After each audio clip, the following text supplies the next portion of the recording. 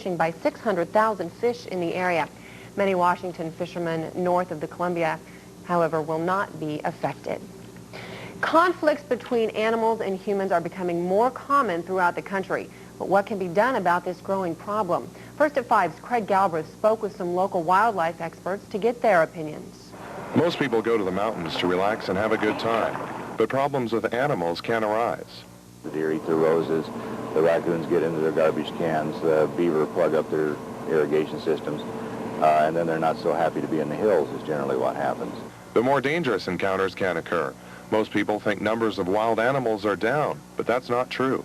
Our wildlife populations, in most cases, are very healthy, and in fact, with a lot of the animals that we have, they're more numerous than they were in pre-settlement or pre-European times. In the end, will man rule the woods, or will the animals have the final say? It's up to the public to decide, what and what kind of habitat they want, in what amounts, and what kind of animals they want out there.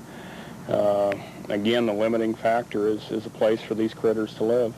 All I'm saying is that if you don't want to put up with animal problems, don't move to the hills. In Yakima, Craig Galbraith, KNDO News, 23.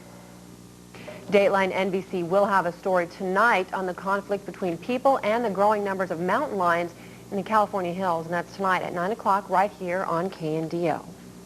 Two Washington apple packing companies have become one today. Members of Blue Chelan and Trout Apples voted overwhelmingly in favor of a merger. The companies announced that decision today. The new corporation will become one of the 5 largest in the state, with expected packings of 5 million boxes annually and $50 million in sales. And in other ag news, Washington apple growers are keeping their fingers crossed as the U.S. House of Representatives votes today on the future of the Federal Market Promotion Program. The $85 million program funds overseas promotion and advertising efforts for the nation's ag exports. The Washington Apple Commission received $3.7 million this year alone from the program. Congressman Richard Doc Hastings says the MPP is crucial to the state's ability to compete worldwide. We have, for example, the European countries that subsidize their agriculture, so we have to be involved in a certain way as we start working with the realities of GATT. Market promotion is a legitimate expenditure.